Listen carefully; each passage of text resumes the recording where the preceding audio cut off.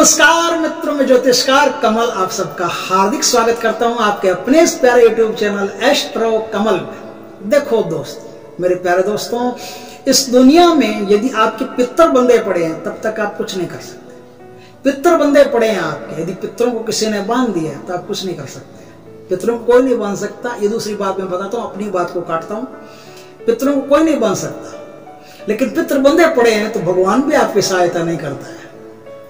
आप दुखों से, तकलीफों से इतने घिर जाते हो कि मत पूछो। और यदि कोई आदमी आपका किसी कारण से निर्दोष है और जेल चला गया है, निर्दोष है और जेल चला गया है, तो उसे भी आज मैं जो साधना बताऊंगा उससे आप अपने पितरों को भी तबीयत से खोल सकते हो। और जो आदमी जेल चला गया है उसे भी फट से निकाल के ला सकते हो।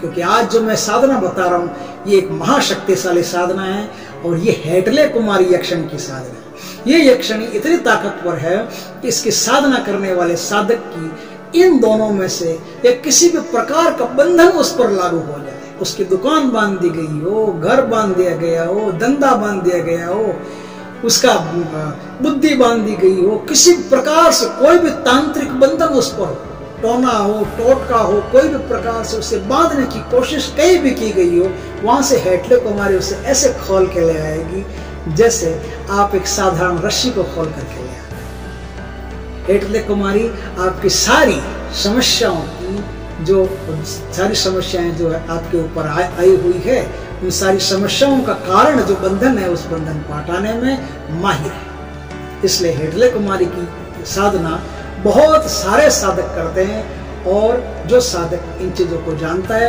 वो साधक अपने लोगों को मुक्त भी करा लेता है, पितरों को भी मुक्त करा लेता है, देवी देवताओं को भी मुक्त करा लेता है। मैंने ये क्यों कहा कि पितरों को, देवी देवताओं को कोई दुनिया का तांत्रिक नहीं बांध सकता, किसी में दम नहीं है। तो फिर बंद कैसे जाएंगे? वो थोड़ी बंधेंगे, आप बनते हो, पितर थोड़ी बनते हैं। जैसे बारिश आती है, बारिश को कोई बांध सकता है? नहीं बांध सकता, लेकिन खुद को बांध सकता है। छाता ले लो, खुद बन जाओगे। तो आपके ऊपर छाता कर दिया जाता है तंत्र का।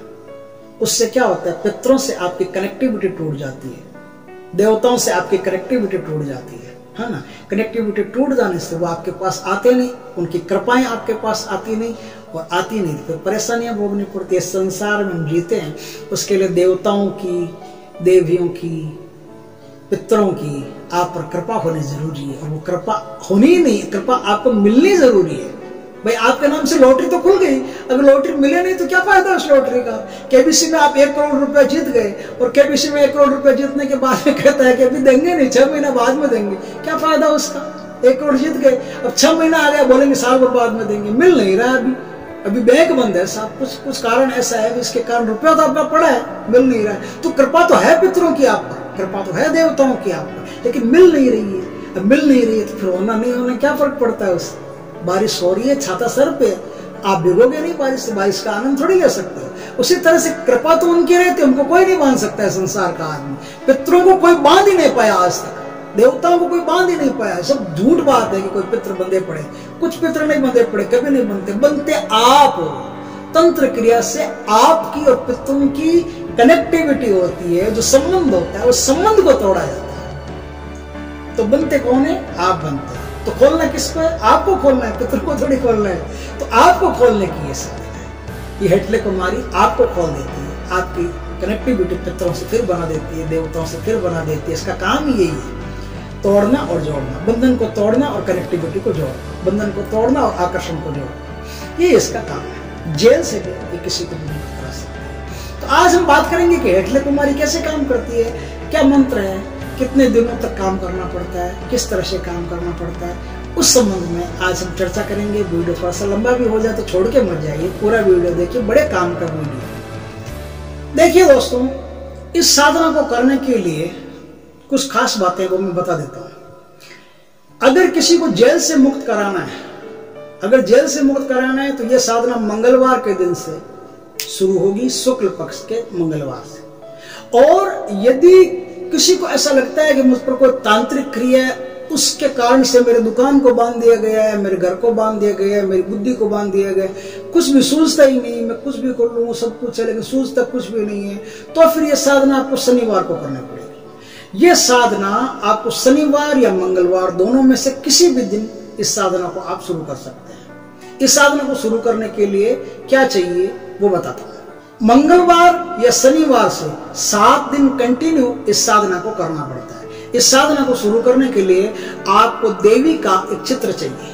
कोई भी देवी हो, दुर्गा हो, अम्बा हो, काली हो, जगदम्बा हो, कोई भी हो, देवी का चित्र चाहिए। और आप उत्तर या पूर्व दिशा की तरफ बैठ करके मुंह करके अपने इस साधना को कर सकते हैं। भाई मैंने कई साधना में बताया कि वस्त्र ढीले चाहिए, एकांत कमरा चाहिए, साफ सुथरा चाहिए, सुगंधित चाहिए, सब कुछ चाहिए, सब उसमें शर्तें हैं, वो शर्तें लागू। इसमें भी ब्रह्मचर्य का पालन करना पड़ता है, इसमें भी 7 दिन आपको भूमि पर सोना पड़ता है, इसमें भी 7 दिन आपको किसी प्रकार का नशा नहीं करना पड़ता, झूठ नहीं बोलना पड़ता, ईमानदारी से रहना पड़ता है। ये सारी शर्तें हैं, वो पूरी करनी पड़ती है।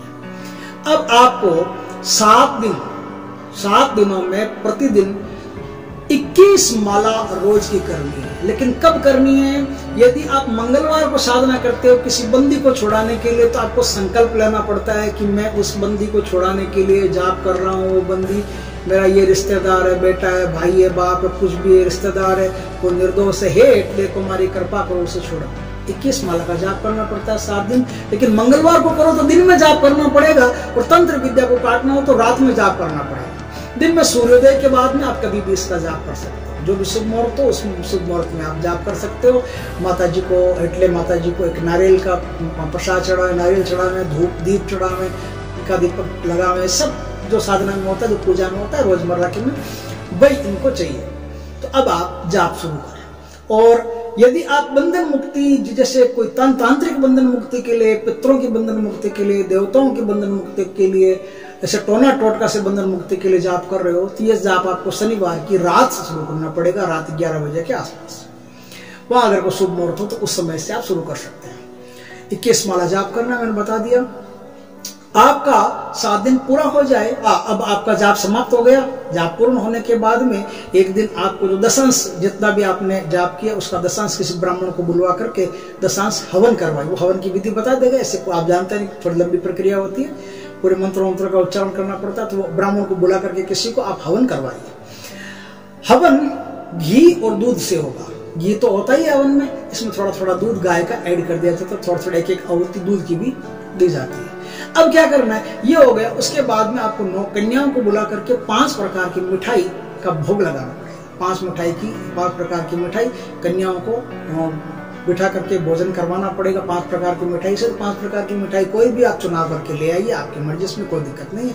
माता जी को प्रसाद चढ़ाने के बाद में फिर कन्याओं को प्रसाद चढ़ा करके उनको दक्षिणा दे करके विदा कर दीजिए। आपका जो भी बंदी है कुछ ही दिनों में घर आ जाएगा, या आपके जो भी कोई देवता बंधे हुए हैं वो खुल जाएंगे, आपसे कनेक्टिविटी हो जाएगी। उस दिन के बाद से आपकी दशा फिर जाएगी दोस्तों। उस दिन के बाद से आपके जीवन में जितने भी बंधन है सब कट जाएंगे ना, देवताओं के, पितरों के। उस दिन से आपकी दशा फिर जाएगी। उस दिन से सितारे बुलंदी पर आ जाएंगे। एक बार करके देखिए, धंधे में, व्यवसाय में, हर चीज में आपको फायदा होना शुरू हो जाएगा। जिसने भी आज हेटले कुमारी की साधना की, वो आदमी अपने जीवन में शीर्ष पर पहुंच गया। उसे किसी चीज की कोई कमी नहीं रही, क्योंकि बंधन नहीं रहा ना। तो बंधन नहीं रहा तो सिंगल इनकम है, सिंगल इनकम भरता गया, भर गया पूरा काम।